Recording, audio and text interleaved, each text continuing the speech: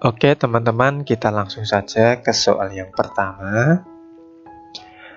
Perawat melihat klien dengan skizofrenia dan sedang menerima obat antipsikosis. Menggerakkan mulutnya, menjulurkan lidahnya dan meringis saat melihat televisi. Perawat menentukan bahwa klien mengalami komplikasi pengobatan yang mana? A. Parkinson, B. Dyskinesia tardif, C. Krisis hipertensi, D. Sindrom neuroleptik malignan, atau E. Kekakuan dan jalan serat. 5, 4, 3, 2, 1. Ya, jawaban yang tepat adalah yang B. Dyskinesia tardif. Kita lihat pembahasannya. Rasionalnya, dyskinesia tardif adalah reaksi dari pengobatan antipsikosis. Karakteristiknya adalah gerakan tubuh dan ekstremitas terutama lidah secara involunter tidak terkontrol. Karakteristik Parkinson seperti tremor, wajah seperti topeng kekakuan, dan berjalan dengan diseret. Krisis hipertensi dapat terjadi karena gangguan monoaminin oksidase inhibitors dan ditandai dengan hipertensi, nyeri kepala bagian belakang menjalar ke depan, kaku kuduk dan nyeri, mual dan muntah. Sindrom neuroleptik malignan merupakan sindrom yang dapat berakibat fatal yang dapat muncul setiap saat selama terapi neuroleptik atau antipsikosis, ditandai dengan sesak, takikardi atau nadi irreguler, kemudian demam, perubahan tekanan darah, peningkatan berkeringat, kehilangan kontrol kandung kemih, dan kekakuan otot tulang. Jadi jawaban yang tepat untuk nomor 1 adalah yang B. Oke teman-teman, kita lanjut ke soal nomor 2.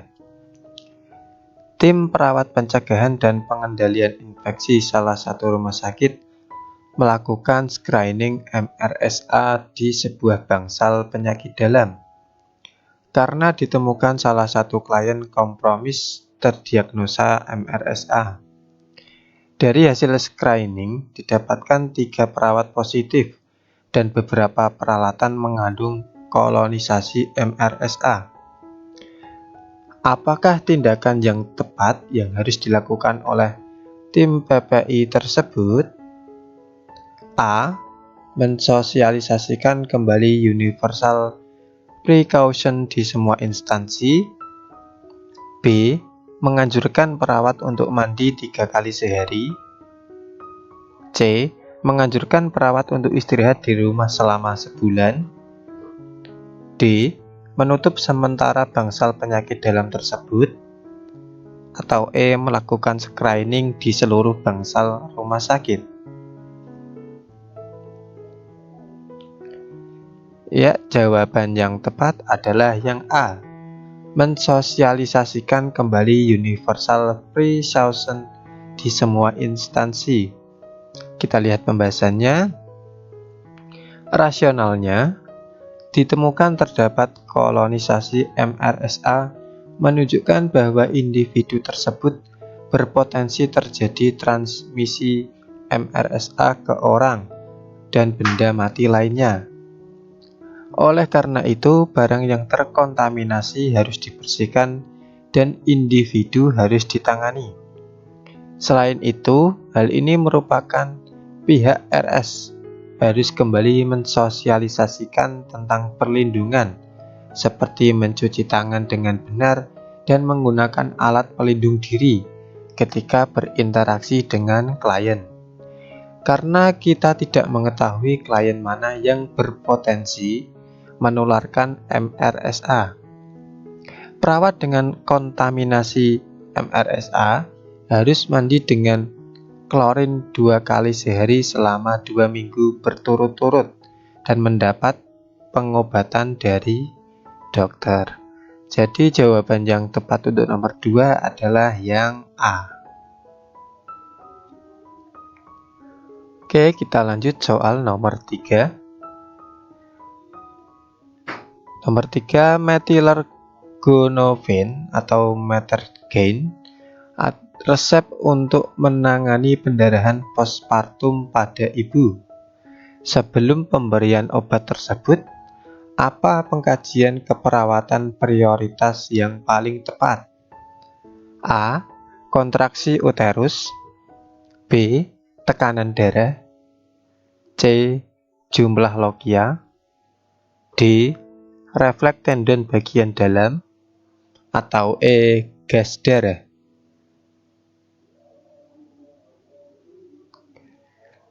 Ya, jawaban yang tepat adalah yang B. Tekanan darah. Kita lihat pembahasannya. Rasionalnya, methylargonovin, sebuah ergot alkaloid, dipergunakan untuk mencegah dan mengontrol pendarahan postpartum. Methylargonovin menyebabkan kontraksi uterus yang berlanjut dan dapat meningkatkan tekanan darah. Pengkajian prioritas sebelum pemberian obat tersebut adalah memeriksa tekanan darah. Petugas kesehatan harus mewaspadai adanya hipertensi. Meskipun pilihan A, C, dan D merupakan komponen postpartum, pilihan yang tepat adalah tekanan darah. Sangat berhubungan dengan pemberian pengobatan tersebut. Kemudian pilihan E tidak diperlukan untuk pengkajian prioritas klien postpartum. Jadi jawaban yang tepat untuk nomor 3 adalah yang B. Oke, kita lanjut soal nomor 4. Polisi tiba di ruang gawat darurat dengan seorang klien yang mengalami laserasi di kedua pergelangan tangan. Apakah tindakan keperawatan pertama yang harus dilakukan? A. Memberikan obat anti-ansietas. B. Memeriksa dan merawat area yang terluka. C. Mengamankan dan mencatat riwayat secara detail. D. Mendukung dan membantu klien untuk mengungkapkan perasaan. Atau E. Melakukan pengkajian apa yang menyebabkan luka tersebut. Ya, jawaban yang tepat adalah yang B. Memeriksa dan merawat area yang terluka. Kita lihat pembahasannya. Rasionalnya, tindakan keperawatan yang pertama kali dilakukan adalah pengkajian dan perawatan luka yang disebabkan oleh diri sendiri. Luka laserasi pada pergelangan tangan dapat menjadi situasi yang dapat mengancam jiwa. Intervensi lain seperti pilihan A, C, D, dan E dapat dilakukan setelah klien ditangani secara medis.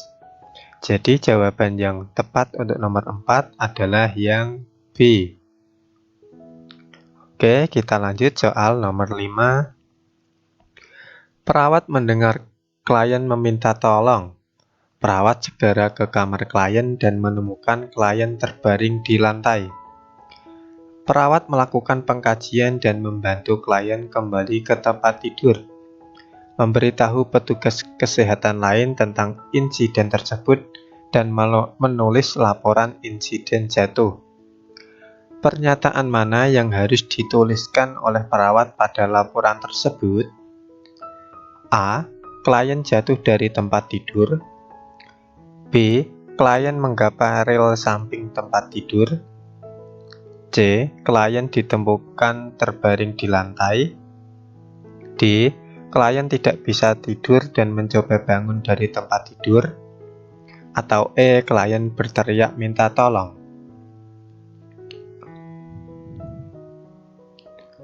Ya, jawaban yang tepat adalah yang C.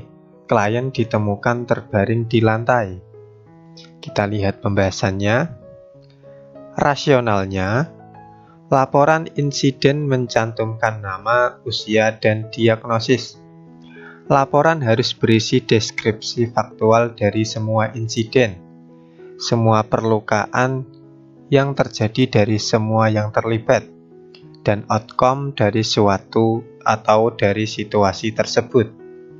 Pilihan jawaban yang benar adalah satu-satunya yang mendeskripsikan secara faktual apa yang diobservasi perawat. Pilihan A, B, D, dan E adalah interpretasi dari situasi dan bukan informasi faktual sesuai hasil observasi perawat. Jadi, jawaban yang tepat untuk nomor 5 adalah yang C. Oke, kita lanjut soal nomor 6. Perawat mengetahui anak berusia 5 tahun tersedak, tetapi saat ini masih sadar dan terjaga. Perawat bergegas untuk melakukan manuver abdominatrus, di mana seharusnya perawat menempatkan kedua tangannya A. Umbilikus dan paha atau groin, B. Parut bawah dan dada, C. Umbilikus dan processus sipoidus, D. Paha atau groin dan processus sipoidus, atau E. Pusar dan dada.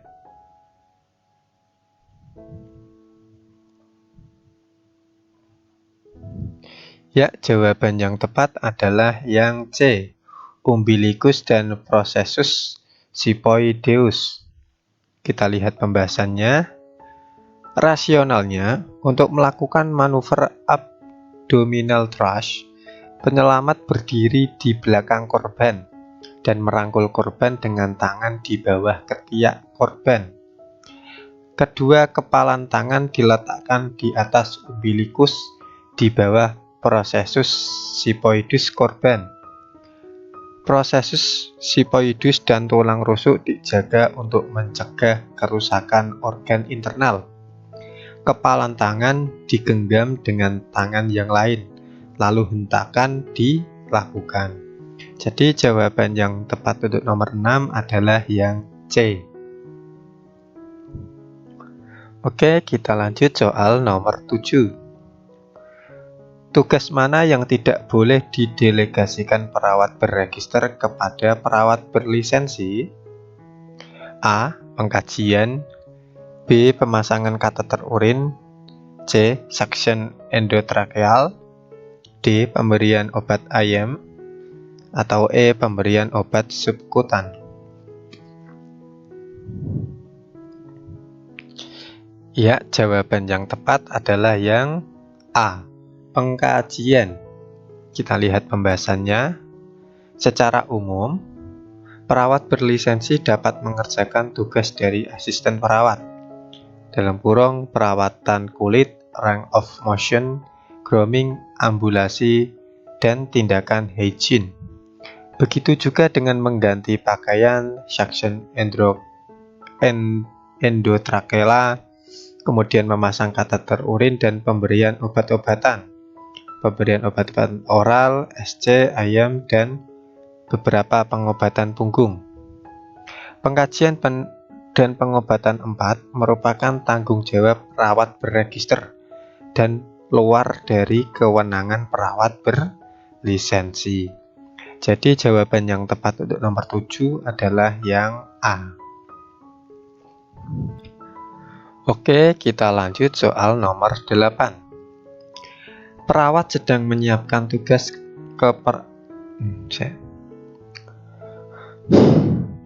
Oke, kita lanjut soal nomor 8. Perawat sedang menyiapkan tugas perawatan klien. Tugas mana yang harus diberikan pada perawat berlisensi? A. Klien yang membutuhkan pendidikan tentang insulin. B. Melengkapi pengkajian awal pada klien yang baru MRS. C. Pemberian pengobatan oral baru pada klien dengan penyakit Alzheimer. D. Pengkajian pada klien yang full oksimetrinya menunjukkan angka 85% dan mengalami kesulitan bernapas, atau E. Mengkaji kebutuhan klien. Ya, jawaban yang tepat adalah yang C. Pemberian pengobatan oral baru pada klien dengan penyakit Alzheimer. Kita lihat pembahasannya. Rasionalnya, pemberian pengobatan oral merupakan kewenangan dari perawat berlisensi. Pemberian pendidikan kesehatan merupakan tanggung jawab perawat terregister. Pengkajian juga dilakukan oleh perawat terregister. Kemudian kewenangan perawat berlisensi terbatas pada pengumpulan data. Jadi jawaban yang tepat untuk nomor 8 adalah yang C. Oke, kita lanjut soal nomor 9. Perawat melakukan perawatan pada klien hari pertama postpartum. Klien seperti apa yang membutuhkan tindakan keperawatan lanjutan? A. Klien yang mengalami nyeri sedang postpartum. B. Klien yang mempunyai rata nadi 60 kali. C. Klien yang mengeluarkan kolostrum dari kedua payudara. D. Klien dengan logia yang masih merah dan berbau menyengat. Atau E. Suhu tubuh klien di atas 37,5 Celcius.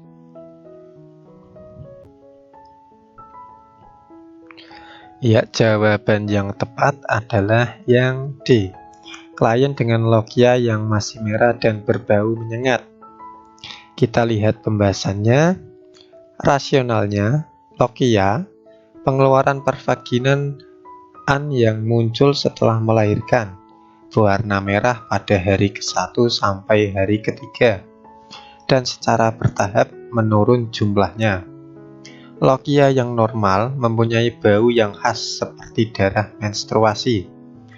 Bau yang menyengat atau logia purulent biasanya mengindikasikan adanya infeksi, dan penemuan ini bukan hal yang normal. Pilihan lain merupakan pilihan normal pada klien dalam hari pertama postpartum. Jadi jawaban yang tepat untuk nomor 9 adalah yang D. Oke, kita lanjut soal nomor 10. Perawat sedang melihat monitor jantung saat tiba-tiba irama jantung klien berubah. Tidak ada gelombang P, sebagai gantinya muncul gelombang fibrilasi sebelum QRS kompleks. Bagaimana seharusnya interpretasi perawat yang tepat tentang irama jantung klien? A. Fibrilasi atrial. B. Sinus takikardi. C. Sinus bradikardi. D. Fibrilasi ventrikular. Atau E. Takikardi ventrikular. Ya, jawaban yang tepat adalah yang A. Fibrilasi atrial. Kita lihat pembahasannya. Rasionalnya, fibrilasi atrial ditunjukkan dengan hilangnya gelombang P dan munculnya gelombang fibrilasi sebelum setiap QRS kompleks. Atrium bergetar yang dapat menimbulkan trombus. Jadi jawaban yang tepat untuk nomor 10 adalah yang A. Cukup sekian yang dapat saya sampaikan. Semoga bermanfaat bagi kita semua. Terima kasih. Wassalamualaikum warahmatullahi wabarakatuh.